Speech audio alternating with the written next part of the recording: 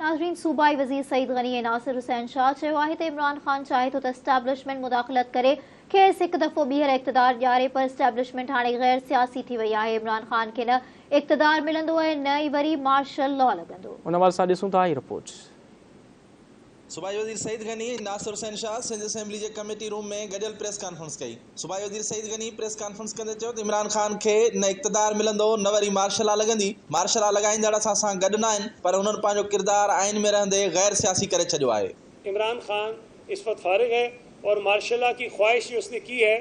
अल्लाह ने चाहा तो इस मुल्क में ना कभी मार्शल लॉ आएगा, लेकिन ये ज़रूर होगा कि मार्शल लॉ का ख्वाब देखने वाले जो हैं वो चिकनाचूर हो जाएंगे, उनका सियासी मुस्तकबिल तबाह बर्बाद हो जाएगा और इस मुल्क में जमहूरियत मुस्तहकम होगी, जमहूरियत पसंद मुस्तहकम होगी। सूबाई वज़ीर सईद गनी वधीक चयो त पाण सां गॾु 20 लख माण्हू आणण जी दावा कंदड़ इमरान ख़ान इस्लामाबाद आयो त रुगो गुलूकार गॾु हूंदा, बाक़ी अवाम न हूंदो।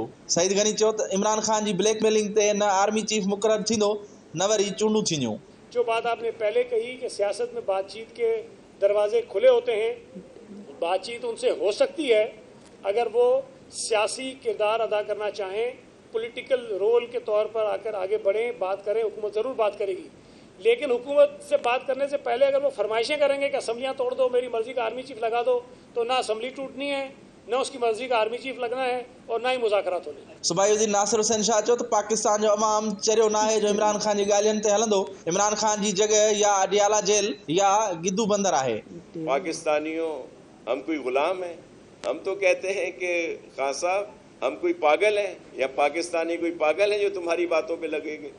आपका जो ठिकाना है इस वक्त वो अडियाला है या पागल खाना है। सूबाई वज़ीर सईद गनी जो चवणो त इमरान मुल्क में चूंडू न पर डफेड़ चाहे थो, खेसि चूंडू कराइणी हुजनि हा त पाण असेंबलियूं टोड़े चूंडनि जो ऐलान करे छॾिया। कैमरामैन शहज़ाद सां गॾु शब्बीर लाशारी, धरती टीवी न्यूज़, कराची।